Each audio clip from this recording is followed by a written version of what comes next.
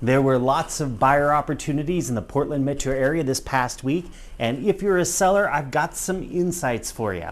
I'm Ron Milligan with RE/MAX Select here in Portland's Pearl District, and as usual, I've got the latest market statistics for the full Portland metro area. That's all of Portland and the bedroom communities, plus Southwest Washington as well. So first thing up is the inventory, the supply of the supply and demand equation. And the inventory does continue to drop.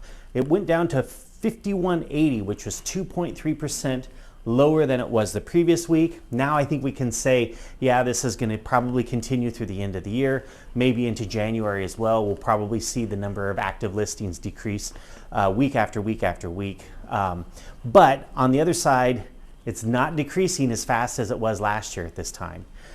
So last year at this time, the number of active listings was 2719 versus 5180, which we have this year. That's an increase of over 90%, just over 90%. So buyers this year have 90% more listings to look at than they had during the same time last year. And what that basically means is if last year they had 4 homes to look at, this year they have 8 homes to look at on any given week.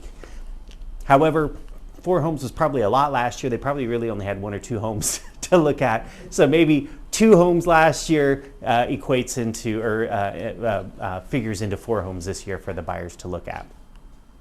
The number of new listings does continue to decrease. It was down to 402, which is a 14% decrease from the previous week. Once again, so for the second week in a row, third week in a row, the number of new listings hitting the market this year was in fact lower than it was last year, slightly lower, but still lower than what it was last year.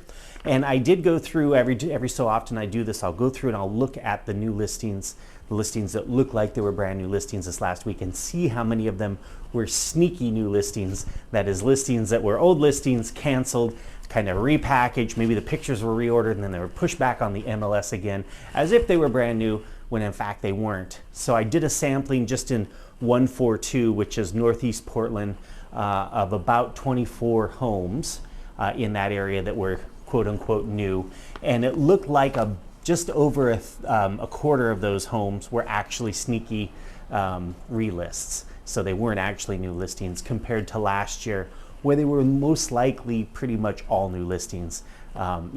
This time last year, agents and sellers weren't having to do the sneaky relist in order to get attention for their listings because everything was just selling. Price reductions were up slightly, 0.5%, so pretty much the same.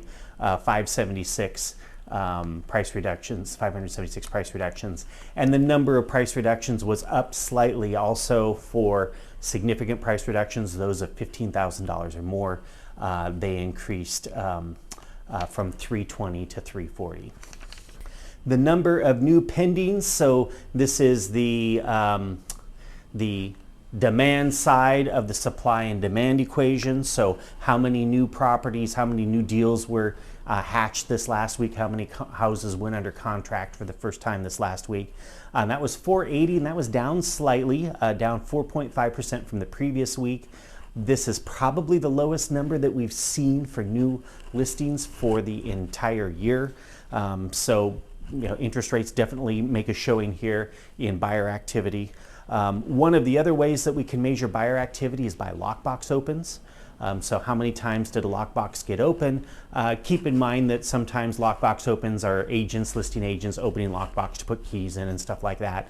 But overall, it's more of a measure of how many agents are out there with buyers showing properties. That came in last year at this time, roughly the same time period last year, 18,101 versus this year 14,673. That's an 18.9% decrease in the number of lockbox opens last year to this year. And then the other thing is days on market, 33, that was no change, versus last year that number was 26, was the average days on market. One of the biggest changes we saw in the numbers was in the average sale price to the original list price. So this is the price that someone listed their property, a seller listed their property at a certain price. Maybe they had to do 1, 2, maybe even 3 price reductions to get that property asking price into the realm where a buyer would make an offer and the buyer and the seller could come to a certain to an agreement. That number is now 93%. I think it was 29.95% of the original asking price is what the property ended up selling for. Keep in mind though, this is not about property values rising or falling. It's about seller expectations that are still really high versus market realities, which are considerably lower. So sellers had to come down considerably on their asking price in order to get a buyer interested. The number of expired listings was up, and I suspect that that's probably going to be much higher this next week as we run into Thanksgiving week, and that's usually kind of the start of the holiday season, and a lot of listings are usually could be set to expire just before the holidays hit, with sellers thinking they're going to take them off the market for the holidays and then put their properties back on the market in the spring. So that was 57. That was an increase from the previous week, a little higher than we see on a week that isn't ending the month. Number of bank owns is pretty much the same, 28 and 17, so we're not seeing an increase in distressed properties. So I'm sorry, 28 bank-owned properties, 17 short sales. Those are pre-foreclosure homes. So no increase at all, no decrease at all. We're not really seeing a significant number of those in our market, at least not yet. As always, we'll keep an eye on it and let you know if anything changes. And then the big one, the average sale price. So I saw the average sale price came in at $586, $581, and when I saw that number, I thought, this is it. This is the week where the average sale price for this year dips below what it was roughly for the same time period last year. So pretty much the same week last year. But it didn't quite happen because the average sale price last year also retracted a bit. Previous week we're at over 600,000 for the average sale price, dropped to 586. 581, that was down 4% versus the previous week. Compared to last year, the average sale price is up 1.8%.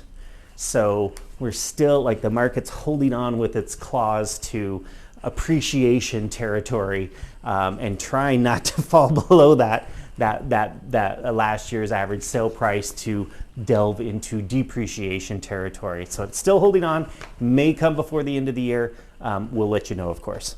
Median sale price was down 0.01%, and it was up 2.9% versus the same time period last year. So what do we see going forward for this next week? Well, this next week is probably going to be a little quiet. Just because it is the week of Thanksgiving, and I don't know about you, but driving around the town, I certainly don't see much traffic, at least not in the morning, or until I get in later in the afternoon, and especially around the grocery stores, traffic gets a little tighter. But this is one of those weeks where buyers get a little quiet, and then agents also tend to check out a little bit too. So, and I've said this in the past, when agents check out, houses don't get shown, offers don't get written, properties don't go under contract.